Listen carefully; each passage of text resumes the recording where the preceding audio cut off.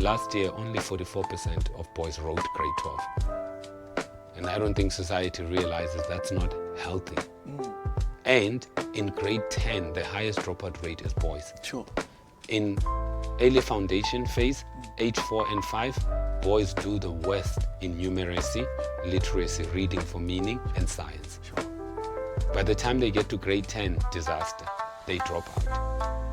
Pure maths participation, girls have over 69% participation in maths, pure maths. That girl, boys, that means it's 30% or less participation in maths. Now, if you take that and you project it to which ones are the highest earning, which subject gives you the highest disposable income? Maths, numeracy, science, and reading for meaning, comprehension. And if you don't have these three things, you're going to be an unskilled labor. Then I also looked at an institution called religion. There are a lot of men in Christian churches, except evangelical. But the hardcore Anglican, Methodist, you name them. When you go there, women are the backbone of churches. Men don't go to church. So if I'm a boy, I don't have a role model at home, male role model, and I don't have a male role model at school because 9 out of 10 teachers now in grade 0 foundation to grade 12 are females. Where do you get a male role model?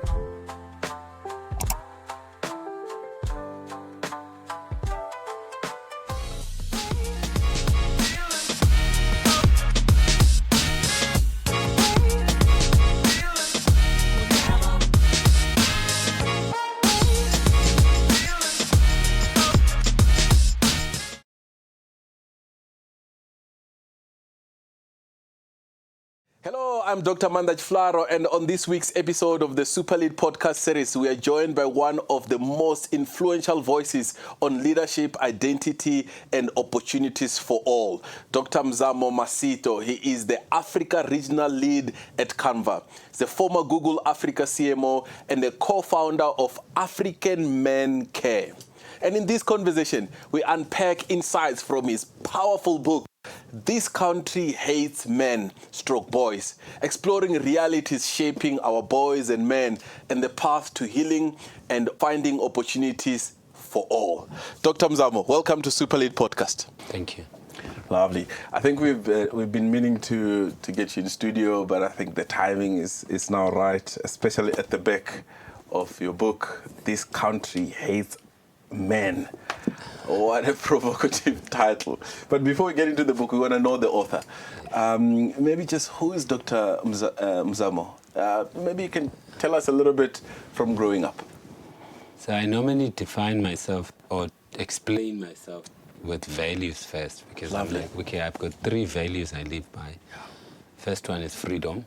So I love freedom a lot, partly because I grew up under apartheid. So I know how it feels like not to be free. Whereas people who grew up post-1994, it's in the history books for them. Yes. For me, it's not a textbook, it's a lived-in experience. So I know that freedom matters, and freedom really matters. It's everyone deserves to be free. So that matters to me a lot.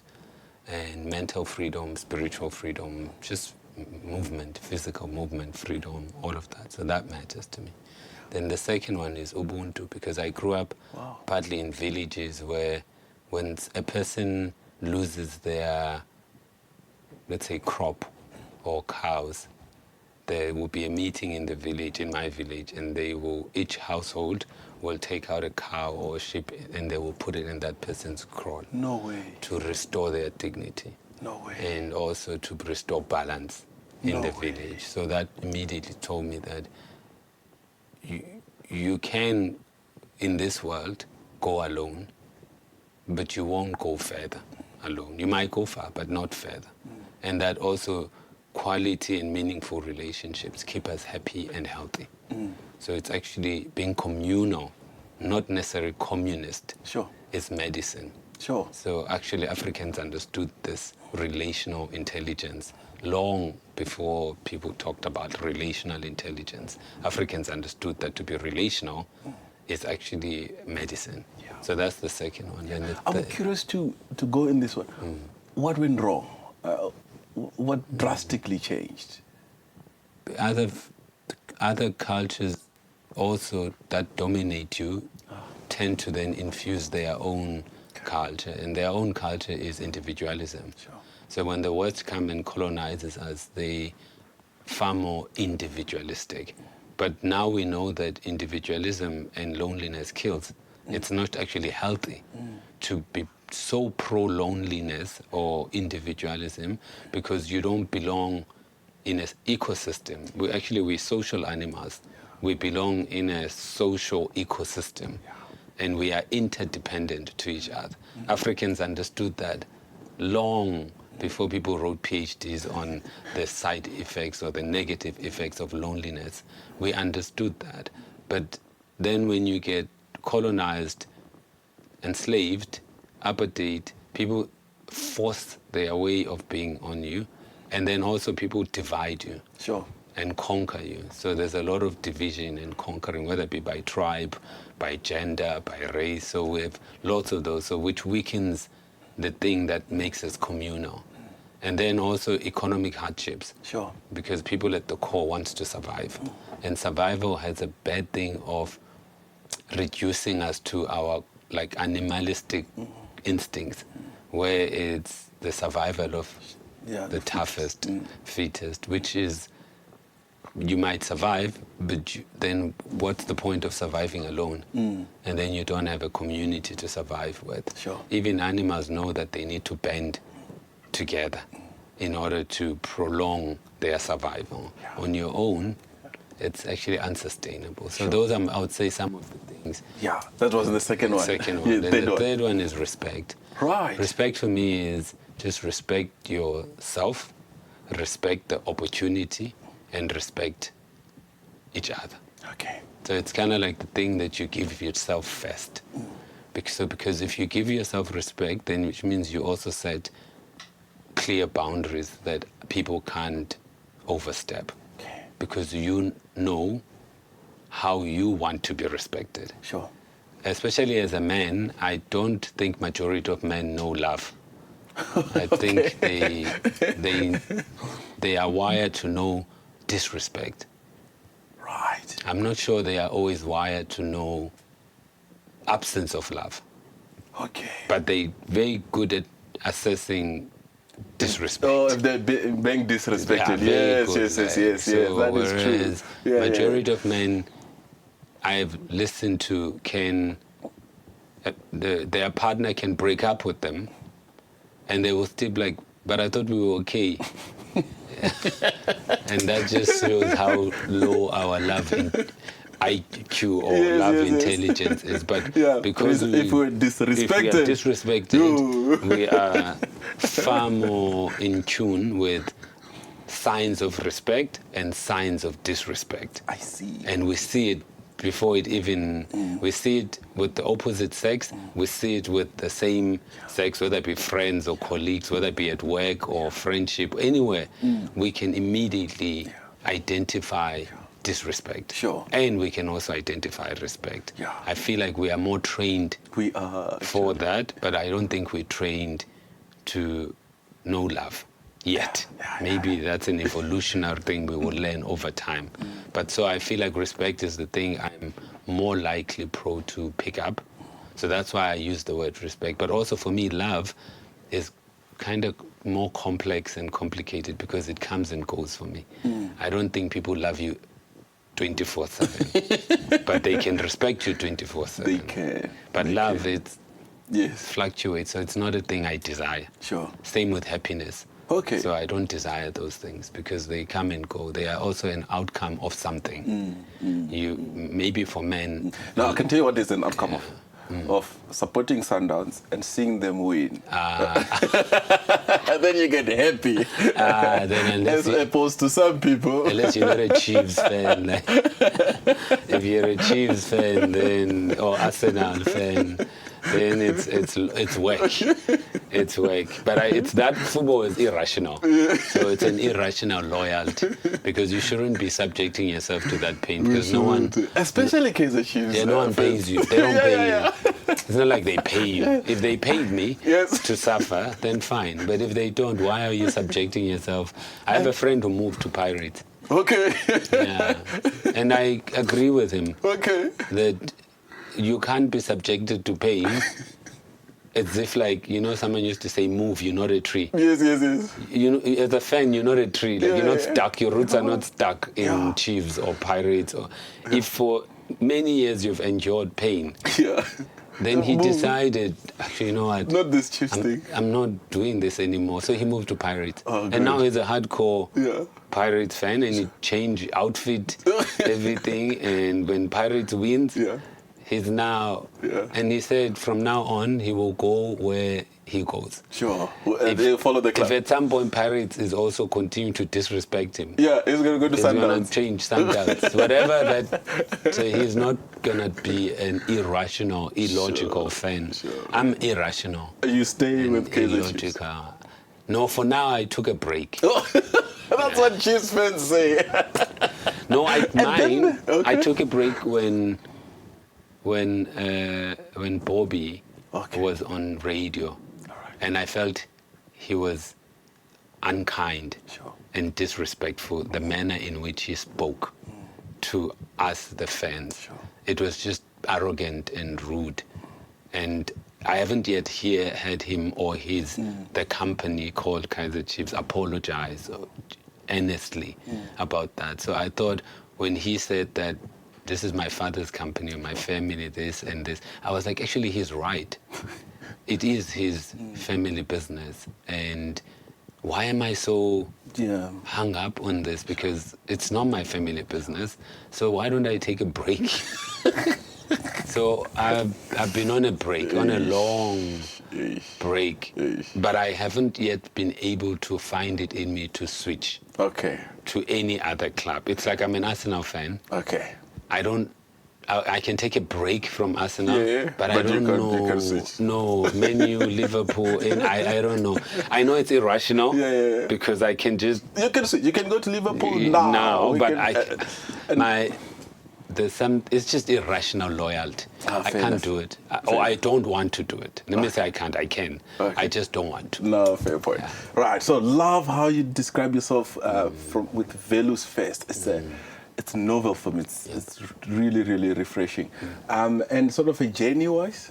I grew up in Egugulethu. I was born in Egugulethu. Then I lived in my grandfather's house, which was many of us there.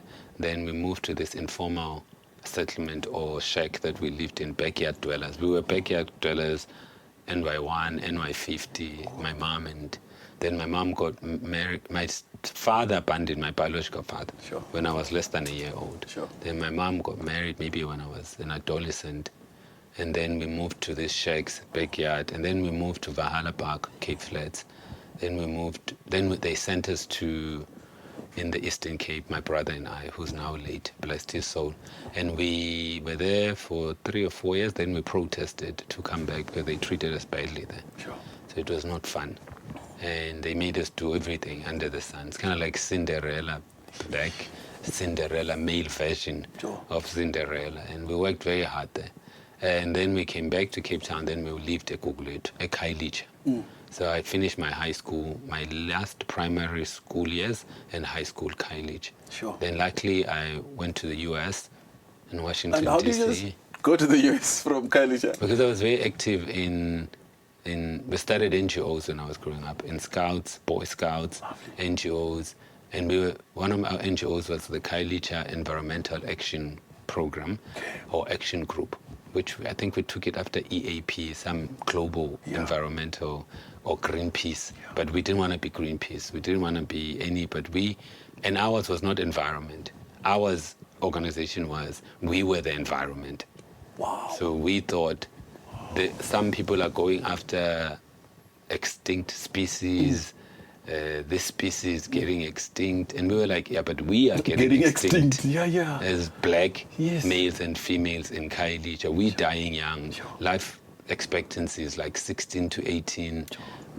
Gangsters, drug dealers, all of that. So Bantu education, apartheid. So we are actually the species that needs more care as well, not just a rhino and we didn't have anything against a rhino or leopard, but we just felt like, why would you be so caring about that and not about us? A fellow human. Yeah, so we did those, and then I I went to one of those youth development seminars where then they picked me there. Oh, wow. To go to the US to study mediation, reconciliation, arbitration. Sure. With the idea that in 1994, we will come back and help with the transition from apartheid to a rainbow nation, and help people basically take their anger and use that same energy and anger emotion, because anger is a good emotion, it's an active emotion. But now instead of throwing stones and breaking and burning, can we channel it into reconstruction and development? Sure. Yeah. So that was the idea, that you don't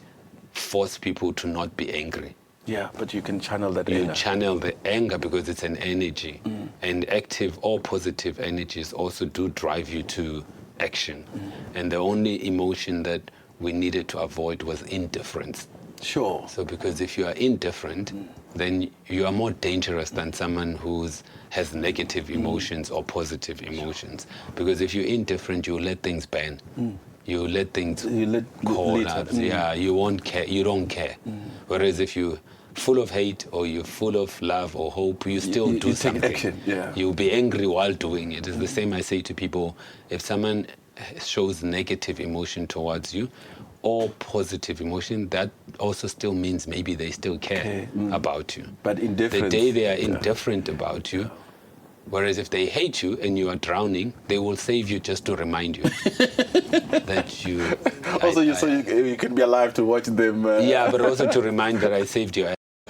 So, whereas if they are indifferent, they will let you drown because they don't care. So that's the key thing as well. So then I came back, then I got a scholarship to go to UCT. Then I was at UCT, and then I wanted to be a teacher and a preacher. I wanted to do two things, actually, teach, preach, and therapy, and be a psychologist. But when I got there, I was studying, then I was like, maybe these things don't make money. So, and also maybe I should major in something that sounds clever. Yes. So then I majored in statistics and economics. I thought, okay, then I started teaching. But when I started teaching, I was like, oh, okay, as a teacher, you don't get paid much. Then I made a conscious decision that poor people should not follow their passions. Sure. Poor people should follow things that get them out of poverty first. Okay. And then when you're out of poverty, far away from poverty, you can then relook your passions. Right. But passions that don't make money, that gets you out of poverty, are just a hobby. I understand. That's just a hobby. And I think it's a lie, a script that poor people should not listen to when they hear people from Silicon Valley, billionaires, saying, follow your passion. Why would you follow your passion when you didn't grow up with 3 garage doors? When you didn't have 2 garage doors? When you couldn't start a business in a garage door? When you can't go to Africa Works or all these places that you can rent office? Yes. So why?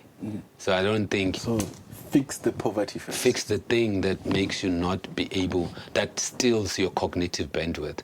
Sure. Because what poverty does, or scarcity does, it takes away a lot of your cognitive bandwidth into survival mode. Sure. Because then you're just surviving. You have your basic Maslow needs up, and your brain is also in your basic needs. So it doesn't ever think a person who is in poverty is unlikely to daydream about a driverless car. Sure. Or even invent one. Or about whatever that an orbit system or satellite system, or because you are in survive, so 99% of your cognitive bandwidth is compromised and is trying to survive. Whereas if you get out of poverty, what it buys you is that it increases your risk aversion into risk taking. Sure. Because now you've got a buffer. You don't have to worry where to eat, where to sleep, where to stay, all safety, all those things are taken care of. Now you can breathe. Sure. And the more you breathe well, because also when you poverty, you are more anxious. That means breath is actually not the thing. You hold breath more than you release breath. You are anxious, your brain is compromised, your cognitive development is compromised, even your height is compromised if you grow up in poverty. Even your brain is compromised. So for me, my thing was, I started learning early in economics and psychology, studying that actually this thing of following your passion for poor people is a lie. Sure. poor people must follow pragmatism, follow the thing that gets you out of poverty. It might not be the thing you're passionate about, but it might be the thing you're good at. Sure. Okay. So I'm good at behavioral science. I'm good at people. I'm not good at things. I can't fix anything to save my life. And I tried. I went to technical school when we were in Ubuntu education, and I failed everything. When people said Julia's failed carpentry, I was like, what's wrong with that? I also failed. Me and Julius are in the same WhatsApp group, and it doesn't mean we're not smart. Sure. Because there are many ways to be clever or intelligent. So when he was unfairly criticized for failing woodwork, I was like, I also couldn't make a chair and an ashtray. I tried it and I flunked that exam. I flunked bricklaying, I flunked electrical work, mechanic. I didn't do well in any of those things, but I'm smart. But I'm just differently smart. I'm not smart on handy. I can't fix anything. So that's the key thing. Like, so I then decided I love people, so I'm going to find something I'm good at, not necessarily always passionate about. So, and then data science, insights found me. I worked for Unilever and was doing data insights, consumer insights, human, because now I merged statistics, economics, psychology, anthropology, sociology into one, and I study human behavior, which I'm good at. Doesn't necessarily mean I'm passionate about. I see. But I'm really good at it. So and it pays well. And I wanted to buy my mom a house. And I felt that if I was a teacher, when I do the maths, it would have taken me till death to buy my mom a house. And then it would have meant I stay in a shack and buy her a house or live with her. And I didn't want to live or stay with my mother. But that's the key thing. I see. So then I got out of, Unilever, I worked well. I worked at Unilever all the way I became a board member at Unilever, VP board member. Then I left Unilever, I was at Nike. I looked at Nike Africa and Nike CMO, Nike World Cup. So that was amazing. Left Nike, then I joined, I think, Vodafone, and I was in London. And then I came back, I did Vodacom, then I joined Google for a few years, and I looked after Google Africa CMO. And then I took a 1-year break. Then I joined Canva to help Canva launch in Africa and think about growing in Africa, officially launch Canva in Africa. So that's how what a beautiful trajectory. What a beautiful trajectory. And your NGO work around men, when did that start? 21 years ago, I think I was 29, 30. I made a decision that I consider myself would be referred to as an omnist. An omnist is someone who doesn't have I'm neither Christian, nor Muslim, nor Jewish, nor Hindu. I observe, I take from all religions and I make my own. And I observe Ramadan. Now I'm on Ramadan. But I don't, someone would say, are you Muslim? No, I don't consider myself Muslim in the sense that I believe Allah is the only way. Whereas I observe Ramadan, I observe Lent, I observe Yom Kippur, I would observe Festival of Light, and then I would observe my ancestral rituals and rites of passage like initiation or Imbeleko. I would observe, but I take You're an omni. things I like from these religions. And because I genuinely believe all of them have a universal truth. And all of them should have a place on this earth. So I don't have one that is superior or inferior to the other. So that's how I roll. So I liked in all of these religions, there's something about tithing, where you have to tithe. Because God says, whom much has been given, much is expected. So all of them, in Islam, it might be zakat, where you are tithing. In Judaism, there's a form of tithing. In Christianity, tithing. It might be 2.5% or 10% or 20%, but all of them mention this thing that you must tithe. Which, whenever God gives you something, you shouldn't wait to be wealthy. You should, if God gives you a rand, you should take 10 cents and give to someone, because the more you give, the more you get.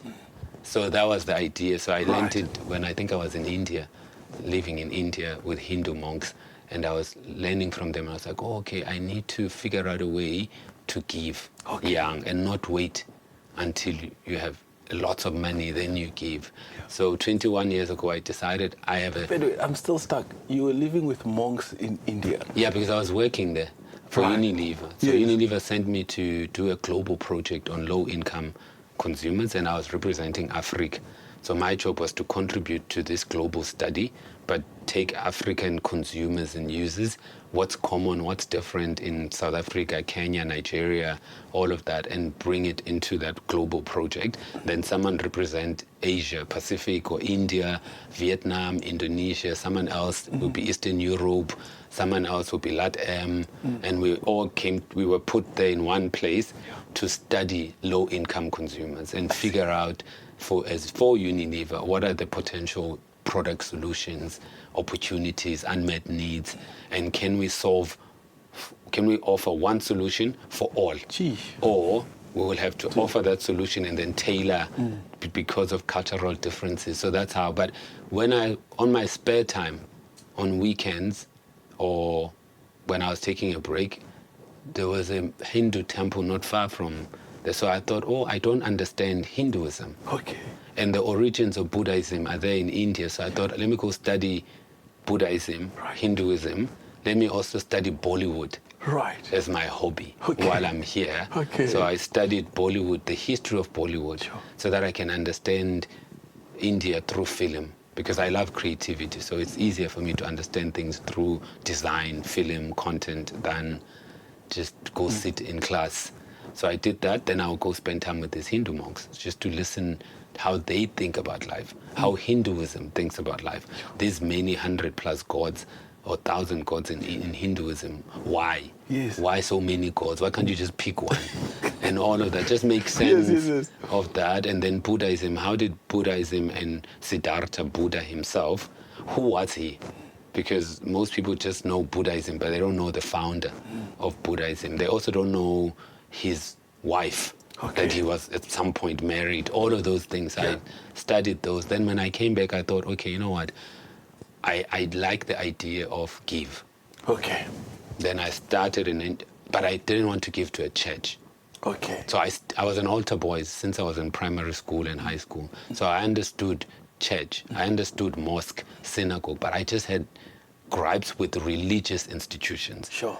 So I thought I won't give to a religious institution, I will give to a cause that I'm passionate about, but I also give to a cause where 90 cents of every rand go directly to the cause, not 50 cents go to administration cost, and then only 40 cents go to the cause. And that's a worrying my thing, suspicion with religious institutions sometimes is that only 20 cents of every rand goes to the cause. The rest is the lights, the rent, the building, the whatever, the priest or the pastor. And not that I have any issues, but I just have issues. Low trust, let's just say low trust. Even though I continue to love God or love Allah, love Yahweh, all of that, but I'm just not 100. Where exactly does the money, the value chain on money is not always, the transparency is weak, and I don't like that. Sure. So I started an NGO and I put 20% of my money, every money I earned in that NGO. And then 20%. I decided that I will democratize opportunity, increase transcendence for kids who look like me, who grew up in poverty like me, who are gifted but poor. Sure. But you have to show something in the game, like you're good at school, you're getting your 7s and 6s, but you are poor. So my job will be to democratize your opportunity for you and remove stumbling blocks.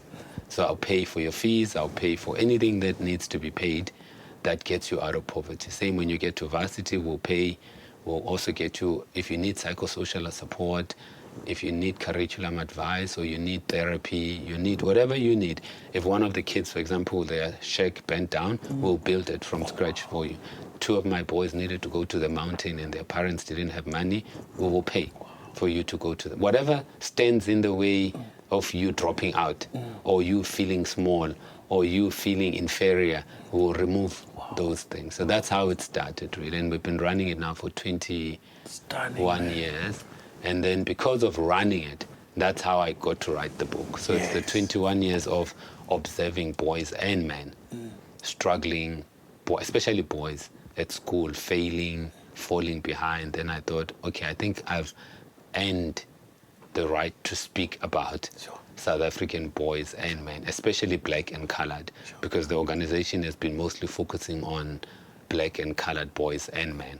So that's how I started the NGO. So that's how it's been running now for 21 years, and we have like kids who've graduated. Some I've taken from primary till end of it's 21 years. So you only see the results later, and then at least now they can get to take someone else out of poverty. Also, because then they plow back as well. No, I don't have the expectations. My expectation is, may they pay it forward when they need to or feel like, because why would you demand someone to pay it forward when they are still peddling out of poverty, fair. When they need to buy their mom a house, when they need to take their siblings somewhere, so let them do that first. When their head is above the water, then at least what we do is to get them out of constantly being in basic Maslow need. So now they are computer scientists, so the chances of them being poor, or they are a medical doctor, they're a lawyer, they're a filmmaker, so now they're out. Now they can help first. I tell them charity begins at home. Beautiful. Help your family first before you are known as the most generous person on earth. If your family doesn't know your warmth, then you are not warm. Wow. You just you're pretending. Sure. But your family must know your bloodline, must know you and your generosity. Then you take that generosity. Once you've helped them, then you extend it to others, which was my plan as well, was buy my mom a house, pay for my sisters and siblings to go to better schools. Once that's done, then I can go and help everyone else, because now I'm done with my family first, and then everyone else. So that's how really it started. It was 21 years ago, and we continue. Now sometimes we have donors, foreign donors, so they will come and they see the program, they go on our YouTube channel, they see the success impact stories, and then they donate more money so that we can help more boys and girls in the organization, and also help men thrive or succeed. On this one, if there's a child listening and they want to maybe find themselves maybe in the organization somehow, how do they access you? So they have to go on africanmancare.com, or they can use admin@africanmancare.com, the email, and then reach out. We've got two. At the moment, actually, we've decided not to take more kids, because I'm not interested in quantity of kids. I'm interested in quality of numbers rather than quantity. Because the aim really is, the ideal aim is, if we can create a few John the Baptist who baptizes the many. We're not interested in baptizing the many. It's the same when John baptizes Jesus and Jesus saves millions. That's the idea. Beautiful. Is if we can find those kids, that's our aim. So currently up to 600 kids, so we put a cap to say, you know what, 600 we can't have more kids. Number, eh? Yeah, we can't have more. We should actually have less, so that we can give them quality support, quality funding, rather than stretch ourselves thinly. So at the moment, the next year or two, we're not going to take kids unless these kids that are in the cohort graduate. And then when kids leave, then we can replace. But we are not adding anymore. But if someone wants to contribute financially, or be a donor or sponsor, how do they follow the same? If they want, normally how it works is the other donors I have from the US, UK, and Holland, they just put money. Like, for example, we had a donor who gave us R1 million and said, listen, I'll give you R1 million.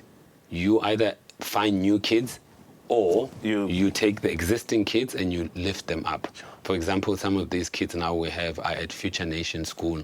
So if you were paying 500 rand school fees, now with that R1 million we can take a kid where the school fees is 50 grand or 35,000 rand a year, and then we can do that. For that same kid, now we move you out of the poor township or rural school, and we'll put you in a better private school or Model C school. Or some kids, we have 2 or 3 now who've moved to the Oprah Girls School. So there we don't have to pay for that child. Oprah covers 100%.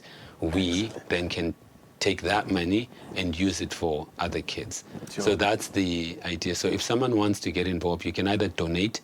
If you go to the africanmancare.com website, you will see the donate button, and then you can donate. Or you can ask and you can say to us, I want to sponsor a kid, but I want to have a relationship with that kid. Okay. Then we will find you the child. Wow. And then we will do the assessment for the child's needs. Then we will tell you how much you will have to pay every month. But then you're going to have to commit to be with this kid till the end. Sure. And we will put terms and conditions to the child, which is the social contract is there's no free lunch.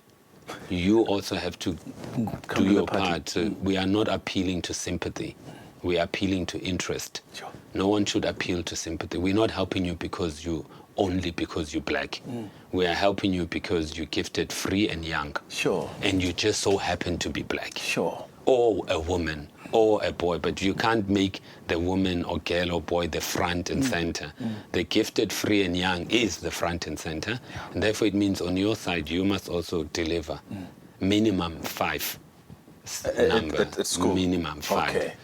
I'm not interested in all the time you deliver 7, because the 7 is not always a true measure of what you will become in future. Okay. Because now we are led by people, we don't even know what numbers they got in high school, or even if they went to varsity. So it's not a great predictor always of that you will be something great. I mean, not all CEOs got 7s. Even at varsity, most of them didn't get a cum laude. But they're still running big companies. They're running a country, some of them, and probably they were average at school. Yeah. So that's the key thing. So I'm not interested. So you can either donate directly a fund, or you can say, I want to donate, but I want a child. Then we put a file for you. We give you the child file, and then you can also then make time to meet the child and their parents, and then you become the social father or social mother to that child. But then we do updates with you on the child's progress, how they're doing, what they're doing. So all of that. So that's another way you can donate. The third way now we're looking for people to donate is we want to put together this platform where male can start raising their hands to be social fathers to kids who have absent fathers. Sure, say more. So that, because if you have an absent father, you have 50 potential negative outcomes. Just having an absent biological 15 father. or 50? 50 negative outcomes. If you have an absent biological father, especially for a boy. Far worse for a boy, also worse for a girl, but far worse for a boy. That's absence of a biological father. And I don't think society realizes that we have a national crisis when 7 out of 10 black kids do not have a father at home or are raised by single parents. That's a crisis 7. If it was 2, maybe, but 7 is wrong. Yeah. And that's something that as society we need to look at and solve. Sure. Because we can't let it continue this way, because it's crippling kids, especially boys. Sure. So that's the thing is, in now, if I was a product of social fathers, I had a scoutmaster, I had a priest as an altar boy, and then when I started NGOs, I had this NGO activist who were elders who became my guiding. When I play sport, you have a coach, and then the coach becomes your social father.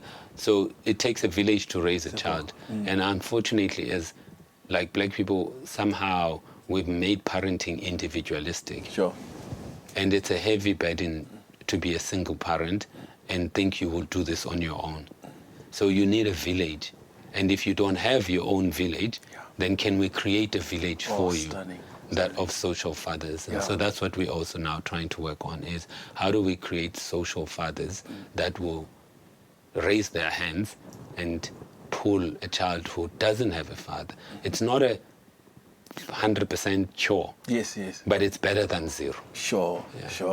And it's part of some of the recommendations that comes from the book. But now let's get into the book. The title on its own is just like, wait, this country hates our men. What's happening? What's happening in the world? You started to talk about it just now. But what's happening in the men that in the world in South Africa that calls for this book to be written? So basically, I wrote the book for 3 key themes that led to me writing the book. The first theme is my 2 brothers, my older brothers, who are now both late. Yeah. So my first older brother, his name Tembile, he was my brother's keeper. He was like a true human being. He was kind, protective. He genuinely saved my life many times. Yeah. And even when he became a father, he was present to his son, present as a husband, present as a father. All the things that people talk about in toxic masculinity, patriarchy, misogyny, all this, I didn't see them in him. Sure. And he helped people. He housed people at his house. Sure. If you don't have a job, you come to my brother's house, there's like extras of people he's helping, making sure they are okay. So for me, his masculinity was pro-social. Excellent. And I didn't see this men are trash, or men must die, or men are dogs. I didn't see that in him. In him, yes. And I wanted to honor him, to say that some men who are like this also exist. And we should not present the 10% or 5% as the 100%. So that was the first part. And also when he died from kidney failure. He was obese. Sure. And I also wanted to cast a light on health for black men, because black men don't take care of their health. And we also been lied to, or bad information to believe that umkhaba or a belly fat equals wealth. No, it equals diabetes, and it equals hypertension, and it equals erectile dysfunction. So that's what it equals, or gout. So I don't know why all of a sudden we equate this visceral fat and belly fat as a sign of, like in my language they will say, awusemhle. Like, I don't know where's beauty in that. So I know, even when I go home, if I'm a bit lean, everyone's like, what's going on here? When they should be also happy that you are actually keeping healthy. Yes. So that was the first one. And then the second, my older brother committed suicide. So he hanged himself. So he not only hung himself, he hung his son, my nephew, 8, 9 years, 10 years old. And he left me a suicide note. And that was the thing that made me really think hard about what's going on with men. Okay. And then I started looking at suicide rates are 5 times higher amongst men and boys versus women. Women and girls ideate, plan, attempt 3 times more than men. But when it comes to completed suicide, men are 5 times more. And men die violently. They throw themselves in a moving truck or train or bus. They throw themselves in a bridge or building. They shoot themselves. They stab themselves. They hang themselves. Men tend to die violent, or they will eat rat eggs or poison that will just chow your inner intestine. So I thought to myself, okay, this is something I need to reflect on, and also because I was hurting, and it was something I wanted to write about, to make society aware that men are struggling and look at suicide rates. There's a problem here, and I wanted to shine a light on it. And I wanted to also honor my older brother, and not, when people die, my belief is we should, as society, ask, how do we use this crisis well? And how do we use this death well? How do we make sure this death is not in vain? Because there's no point when someone dies and we don't use it for good. If all we do is mourn and cry, I feel like it's a useless death for me. I feel like it's a useful death when people die and we take lessons from their death, and so that we don't repeat them, or we can do them less. So that was what I was trying. So that's the first thing, which is my brother, the 2 brothers. And my brother's suicide note taught me a lot about men who commit suicide, because I started going to look at research on why men commit suicide. And the 2 key words that come up is useless and worthless. So men who commit suicide, completed suicide, feel useless and worthless. And they are made to feel useless and worthless by men first. Because men are also mean. especially men with means or resources, they belittle men who have nothing. And they will make them an ice boy. Or they will make their pain and turn it into a joke. And then they will make them do errands, run around and just kill and emasculate them. So men are also actually partly also a problem. Because men belittle other men, especially men with resources, have a bad habit of having a superiority complex over men with no resources to little resources. So that was, then the second part was the opposite sex, where my brother writes in his letter that I'm tired of being told I'm useless, I can't pay maintenance, or I can't feed the family, I can't feed the children, so it's best I remove myself. And those are the two keywords. And then the other issues are feeling like a burden. That he even writes in this that I feel like I'm a burden to you because I keep asking you for money. And I took my son because I didn't want him to be a burden to you. And then there's feeling of not belonging.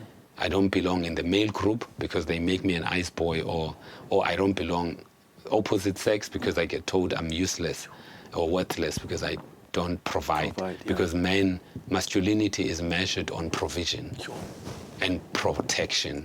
And if you don't have these two things, especially if you don't have provision, then you're also weak on protection.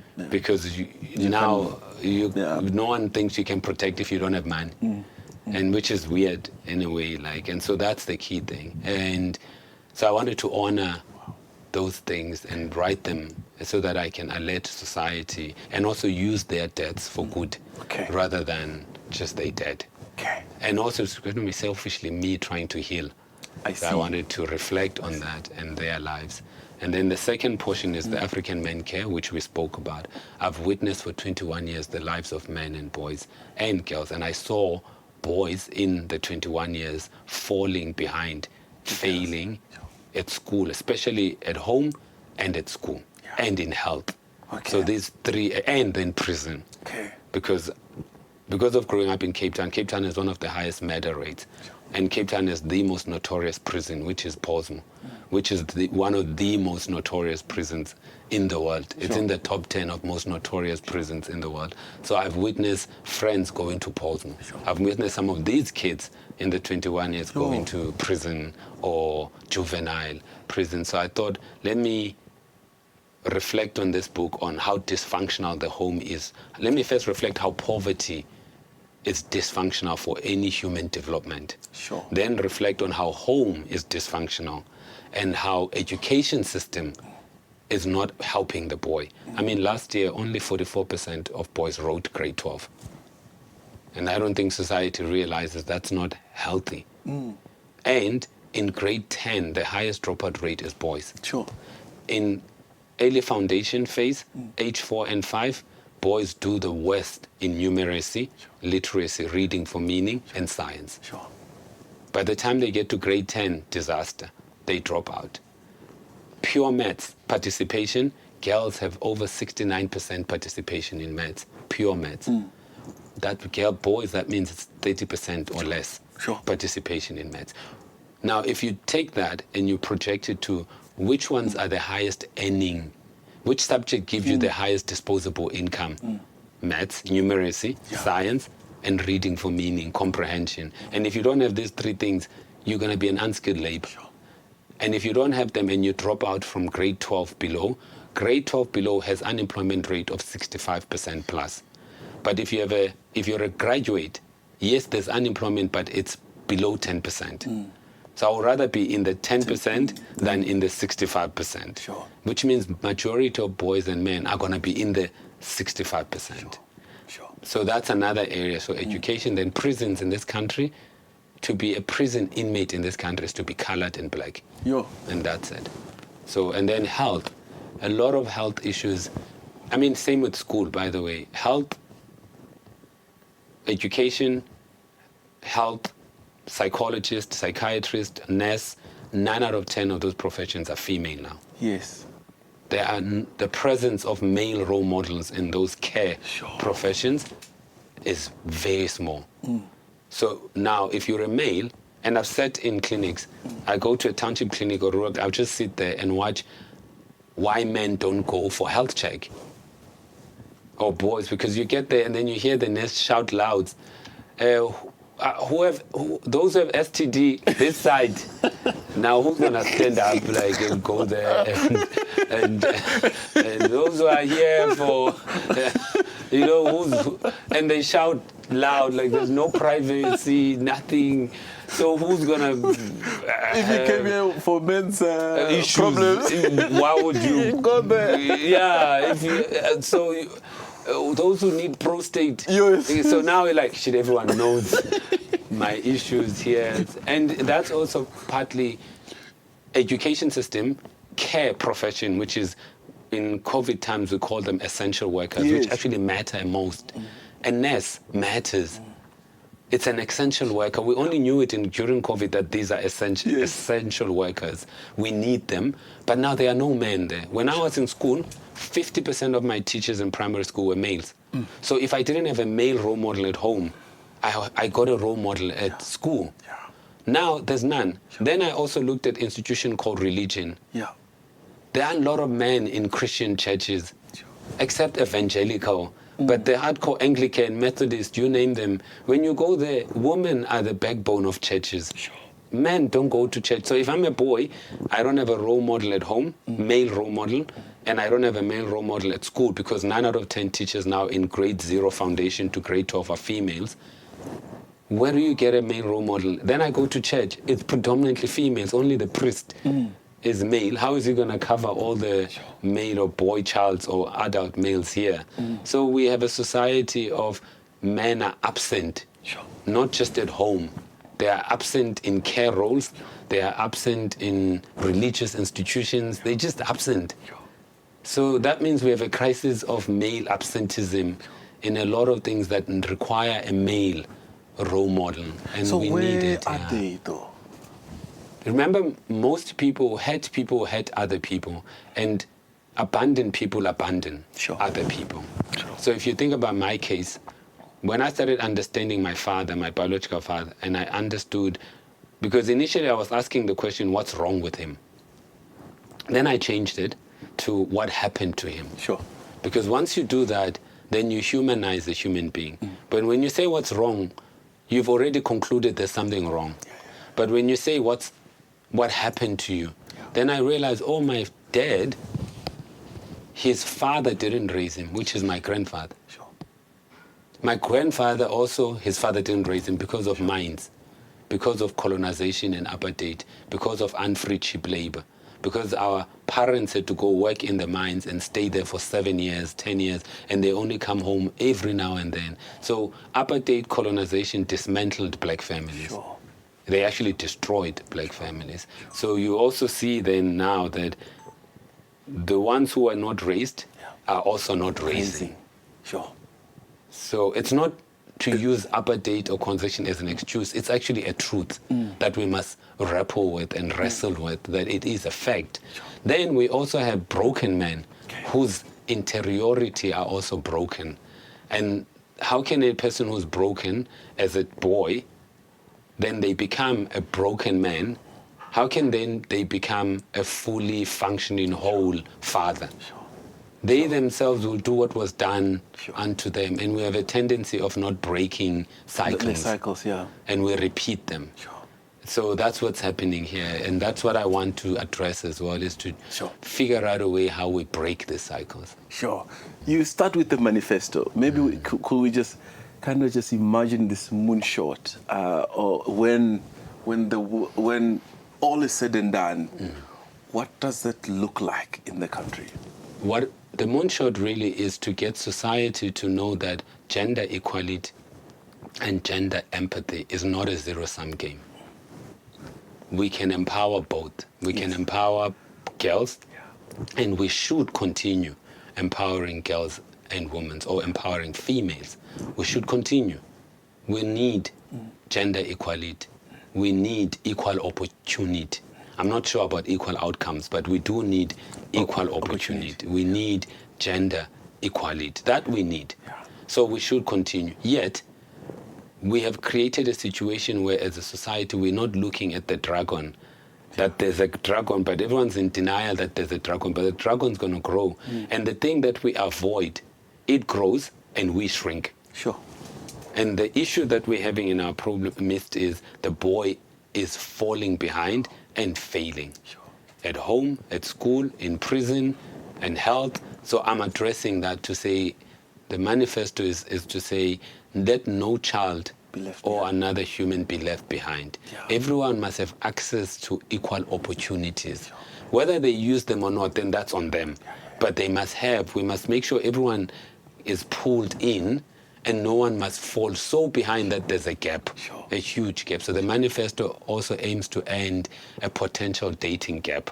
Okay. Because if I've got 3 daughters, and on average, in all gender studies or anthropology, women tend to date or marry horizontal or up. On age, on height, on income, on education or social class. Right. Tend to marry horizontal or date or up.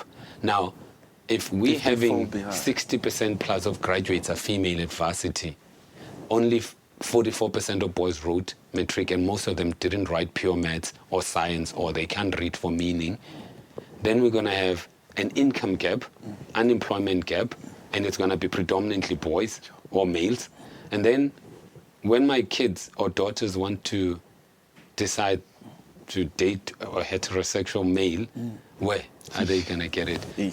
Because then you're going to start hearing things like, amadoda wakho, or which I'm hearing now. Okay. But it's going to be worse.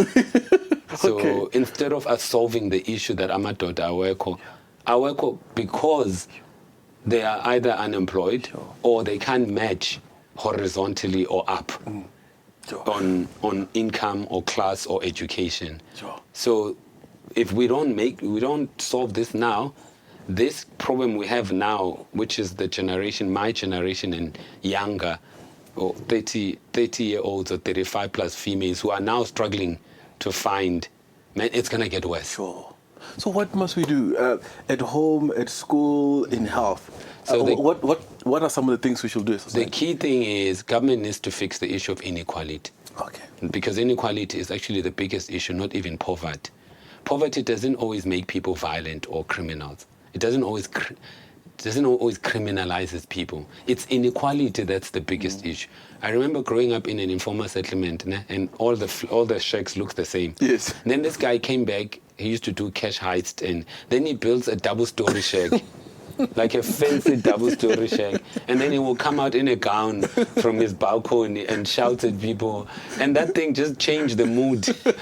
And that's inequality. I don't think people realize. I see. Poverty was there, and we were all okay because we all looked alike and we were all poor. Yeah. As soon as he did that double-story shack, he created inequality in the system. And now we're having people who are also trying to compete. Yes. So now this one's building this now double-story shack that's wobbly because they also want to keep up with and that's what inequality does. Actually, the most dangerous thing in society. That's why Cape Town, for me, has the violent matters. Because Eastern Cape is poor, but it doesn't have the highest violent math. Same with Northern Cape. It doesn't. So that shows you that poverty on its own does not necessarily lead to crime or more murderous violence. But inequality is the thorn to society. And that's what, for me, is, yes, poverty and inequality tend to, but for me, inequality is the thing that we need to also address if we want to address the issue of rage, violence. Because males, where there's an increase in inequality, male aggression also increases. Sure. And because there's competition of scarce resources. Sure. So that's the first one. That's on government for me. Yes. The state needs to sort out the issue of poverty and inequality. Youth unemployment and all. The second part is the home. All right. So the home, we need, first, men must be given access to the child, whether they pay maintenance or not. Because if you go to court, there are 2 courts that deal with access and one deals with maintenance. Even the courts in this country treat those things as separate. They're not the same. Nice. Maintenance, money does not equal presence. Okay. A dime does not equal time. Sure. A father can have time but not money. Sure. So a father who has time and wants to have access to their child there's sufficient data that shows that a father who's present in a biological father who's present in their child's life, that child won't have early puberty spats or growth. Sure. And then they end up having sex early. They end up early teenage pregnancy and being early child parents. All of that can be mitigated by just having a present male figure. Whether or not they have money. Whether they have money, they can afford. Even if we say, this one doesn't want to pay maintenance, can we just give access? Okay. The second one I am proposing is paternity test. That we must make them compulsory in this country. Because when I go to maintenance courts, when I listen or I go, one of the things males tend to make this as their excuse is, he or she is not my child. Sure. And which is disrespectful to the lady. But also just, if that's the case, why don't we make paternity tests compulsory in this country? Before you write, because the only person we know's name is in that birth certificate is the one who's pregnant. Yes. That's why when we were growing up, we were told only the mother knows. Yes. The father hopes and wishes. But if to end hope, let's just get the test. Let's just get the damn thing. The state must offer paternity for free. Right. And then we do paternity so that when we put your name on the birth certificate, we know. We have data. We have data. You can't lie now. You can't go to the maintenance court and delay progress and also insult the lady. Sure. Because it's insulting and disrespectful to be saying, then go. We do this test and they are compulsory. Then I'm asking once we identify that you are 99.9% the parent, we push up the penalties when you are not responsible for your child. We are more punitive. We put more carrot and stick when you are not doing the right thing. We make it painful for you not to take care, if you're not taking care of your child. Sure. And we make it really nice if you are taking care of your child. We put incentives in place, but we also put heavy penalties in place when you are not. So that's the third piece at home is stop bad-mouthing each other in the presence of the child. If you have nothing good to say about the other person, say nothing. Because kids struggle with this. In Cape Town, like, they're very more crude.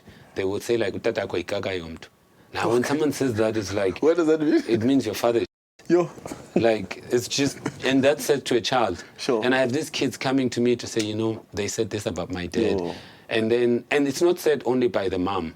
It's also said by the uncles, the grandparents, the grandmothers. Like, one of the boys says to me, he's sitting there with his grandfather and uncle. And his father lives in the same street as him. So he sees his father. So he's now getting excited. He's about to stand up to go greet his father. Then his grandfather and uncle says, there comes this dog, Nailenja. Now he sits down because it's like, oops, I need to make sure the hand that feeds me I don't disturb. But now he's not sure. He's caught between these people that are feeding him and this one who's up. You see the bad mouthing across the family needs to end. About the one who is absent. If you have nothing good to say about the one who's absent, then say nothing.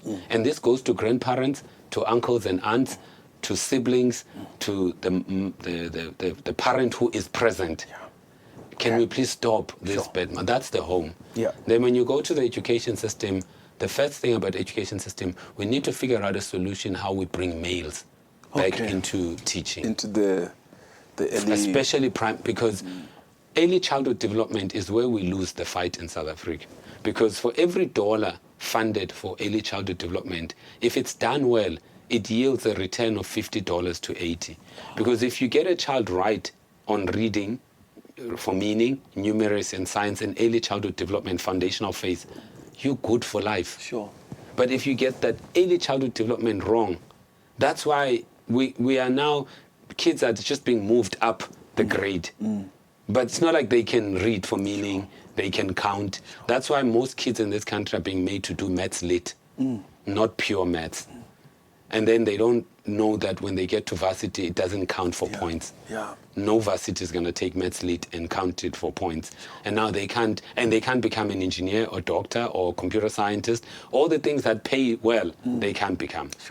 So that's the other part, can we relook the numeracy, particularly maths lit, Can we relook it? Can we also relook what pass rate is in this country? Sure. Can we relook it, genuinely relook it, and relook what we mean by merit? You pass well. Relook, because kids who didn't earn a trophy and they receive a participation trophy, no, they didn't earn it.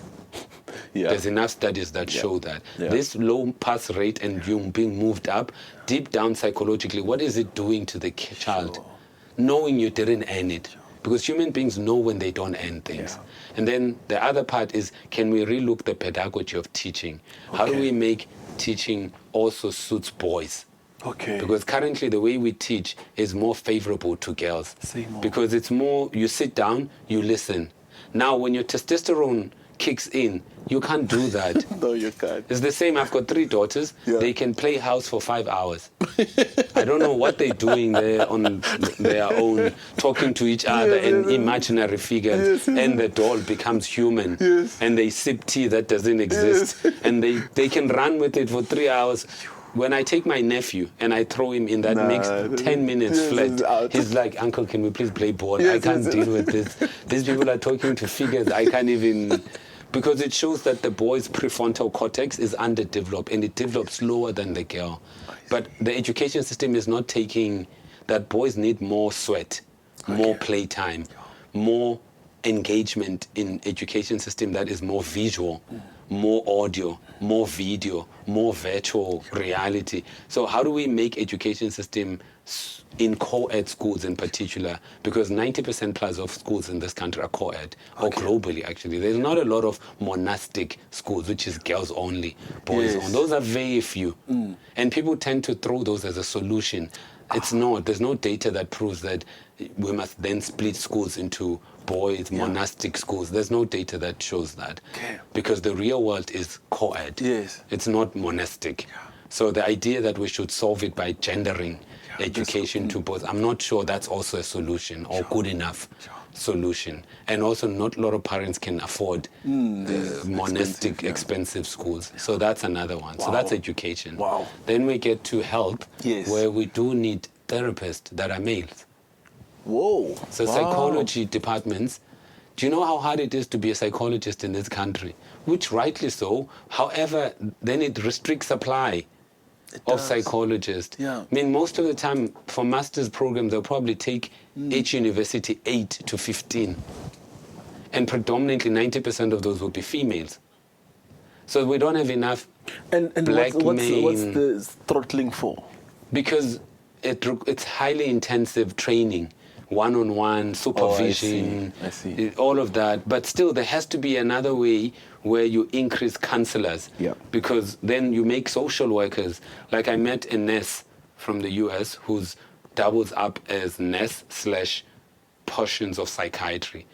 They had to qualify as a highly advanced nurse first, and then they did modules on psychiatry where they can now offer medicine or they can do counseling. We have social workers in this country. Why can't they also do counseling? I see. So the profession of psychology also needs to relook itself and say, how do we increase supply, especially of males, into psychology, into nursing, into all of these professions, so that we can have more care.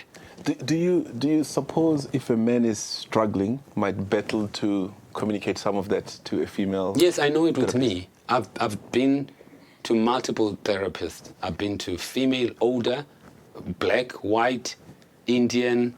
Then I've been to a male therapist, a black or Afrikaner or white English. And I've seen the differences, that there are certain things I am just a lot more comfortable to say to a male therapist than I am to a female therapist. So the feminization of therapy also needs to be looked at. Because as a guy, for example, if you're a guy and you are troubled by erectile dysfunction, and now you go to a female therapist to open up on this issue. It's harder because you also might see at a shopping mall. And she'll be talking to her friends, and then maybe when you pass, and then they laugh, and they're not laughing at you, but all of a sudden, because you have an insecurity about your issues, you start thinking you're sharing a confidential issue. You see so that's the things that we genuinely are not focusing on. Like, and even same with NES. If you have a male NES, if a child has a sexually transmitted disease, a boy, it's much easier to run to a male nurse and say, oh, I messed up. I have this thing. My pee is sore, painful to pee. My balls are swollen.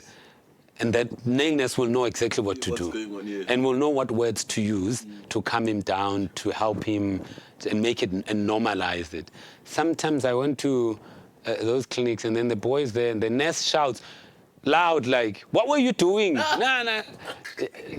You like sex early. It's like, you didn't have to say that. And now you've embarrassed this, but how is he going to come back to this institution? Because the feminization of health also leads to men staying away. And it's from all the tests and heavy. Yeah, because also some treatments need you to take off your clothes. Yes. Not all men are comfortable to be butt naked in the presence of a female. And also some cultures, especially like if you go to the mountain, and it's like if you, Basotho, Xhosas, Shangaan, Pedi, all of those that go to the mountain, you're not allowed to be naked in the presence by tradition. Now, what do? The nurse is like, take your clothes off. Occasionally, so. Now you're like, yeah. I don't have the whole day. There's a line. Now you see the impatience, the disrespect, unintended, but that's how. So why would you go there? And don't go for follow-ups. None. And then the health deteriorates. So these are the things that for me I'm advocating for in this book. And then the last piece is just the individual themselves. Then I start saying to the individual, you also, by the way, have agency. I'm talking to the institutions that build you. But you are also a unit of analysis. You are an institution. So you are also a sum of your choices and decisions. When you are young, you look like your parents. When you get to 16 plus, you look like your choices and decisions. Sure. So you are also a sum of your choices and decisions. So stop only blaming society, apartheid, your parents. There's an expiry date to blame your parents. You must also take responsibility. If you like rights, you must also like responsibility. Wow. So you can't be obsessed with rights and not be obsessed with responsibility. And therefore, you must also take good care of your health. You must eat properly. You must also use your employee assistance program at work. You must go see a therapist because work pays for it. You must also look at the man in the mirror and torture your own soul to confess the truth about you so that you increase responsibility. Because men also need to be held accountable for not being responsible for themselves. Before we start blaming women, blaming society, the male himself and the boy, they've got agency and they can make better choices and decisions because when you get older, all you look like is your choices and decisions. Wow. So where do people get this? You can get it at exclusive books online or at the retail store.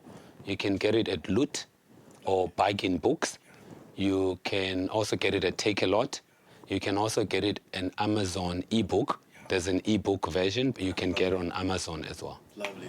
Oh, Dr. Mzamo, this has been incredibly insightful, inspirational, and we have a lot of work in our hands. Yes. Ladies and gentlemen, that was our good favorite doctor in the house. Thank you.